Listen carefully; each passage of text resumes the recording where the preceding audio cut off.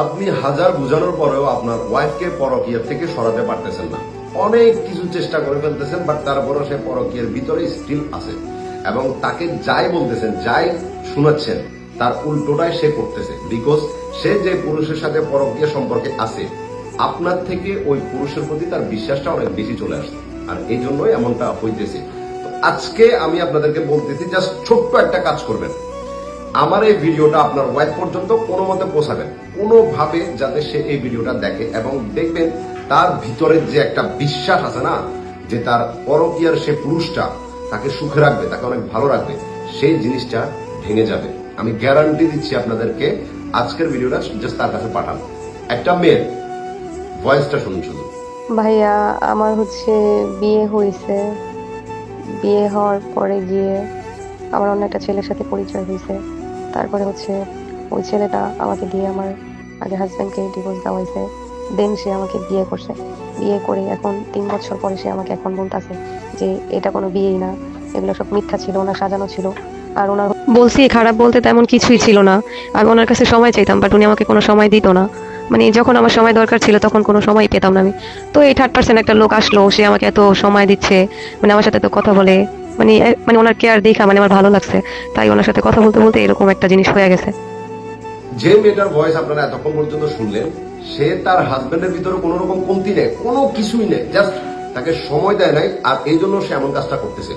এবং ওই ফাঁদে এমন ভাবে পড়ে গেছে, 3টা বছরও গেছে, সে তার কর্মের ফল কিন্তু পায় নাই। 3 বছরও গেছে, পায় নাই। কিন্তু 3 বছর পরে যায় সে বুঝলো যে নিজের এত সুন্দর সংসার আমি যে পুরুষটার জন্য ভেঙে দিলাম, সে 3টা বছর আমাকে ইউজ করছে এবং আমাকে ছুঁড়ে ফেলে দিচ্ছে একটা টিস্যুর মতো। আর আমি সমাজ বলেন, পুলিশ বলেন, নিজের মা বাবা বলেন, কারো কাছে কোনো বিচার পাইতেছি না। কেমনে পাবো? ভুল তো আমি নিজে করছি। আর এই জন্য আপনার ওয়াইফ যদি ভিডিওটা দেখে থাকে, আমি জাস্ট তাকে একটা কথা বলবো যে, দেখো বোন, তুমি তোমার হাজবেন্ডের থেকে যে পুরুষটার উপরে বেশি বিশ্বাস করতেছ, আমি তোমাকে গ্যারান্টি দিব যে সে তোমাকে জাস্ট ইউজ করবে, জাস্ট ইউজ, এছাড়া আর কিছুই না। যখন তার চাহিদা পূরণ হয়ে যাবে, সবকিছু পারফেক্টলি হয়ে যাবে, তোমাকে ফেলে সে অন্য আরেকজন নারীকে বিয়ে করে আনবে, কিন্তু তুমি কোনো বিচার পাবা না, না কাউকে বলতে পারবা। আর ওই টাইমে তোমার জীবনটা কেমন হবে এটা তুমি কল্পনা পর্যন্ত করতে পারবা না।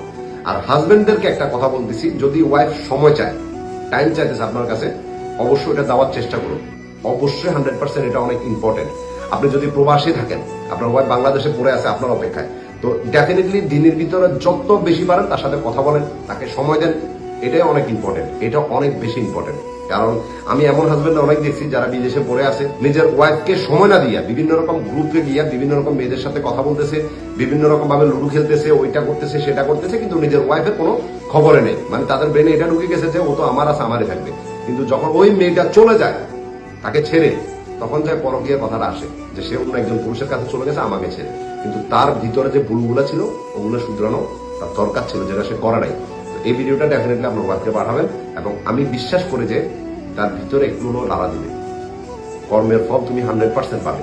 পরকীয়া জাস্ট ধ্বংস নিয়ে আসবে, আর কিছু না। ভালো থাকবা। যাচ্ছি।